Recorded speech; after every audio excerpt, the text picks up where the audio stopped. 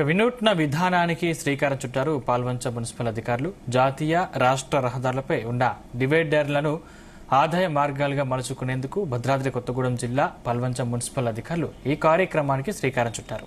గతంలో డివైడర్లపై నాటిన కనోట్కర్పస్ మొక్కలు మానవుల ఆరోగ్యానికి చేటు చేస్తాయని తెలపడంతో ఇవాళ జిల్లా వ్యాప్తంగా వాటిని తొలగించారు. వాటి స్థానంలో భవిష్యత్తులో ఆదాయాన్నిచ్చే వక్క మొక్కలు నాటాలని నిర్ణయించారు. తెలంగాణ రాష్ట్ర వ్యాప్తంగా ఇప్పటి వరకు పాల్వంచ మున్సిపల్ పరిధిలోని 8 కిలోమీటర్ల డివైడర్లపై వక్క మొక్కలు నాటారు.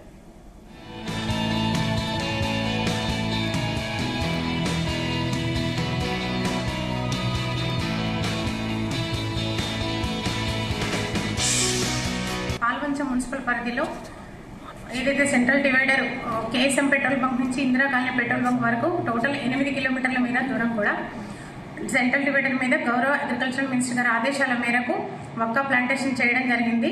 ఈ ప్లాంటేషన్ మొత్తం కూడా 8 కిలోమీటర్ల మేర కూడా 3100 ప్లాంటేషన్ నాటడం జరిగింది. 9 లక్షల రూపాయల అంచనాలతో చేయడం జరిగింది. ఈ వక్క ప్లాంట్ ద్వారా రాబోయే 3 సంవత్సరాల్లో కూడా చెట్టుకి సంబంధించిన ప్రతి ఒక్కటి ఒక్కల ద్వారా కానివ్వండి, చెట్టు పెరటి నుంచి బయోగ్రేడబుల్ ప్లేట్స్ తయారు చేయడానికి కానీ, ఆ చెట్టు నుంచి వచ్చే లక్క ద్వారా కాస్ట్ తయారు చేయడం జరిగింది. సో ఆ మొక్కకు సంబంధించి ప్రతి ఒక్కటి కూడా వినియోగంలోకి ఉపయోగపడుతుంది. కాబట్టి ఆ ఉద్దేశంతో మినిస్టర్ గారి ఆదేశాల మేరకు ఈ ప్లాంటేషన్ చేయడం జరిగింది.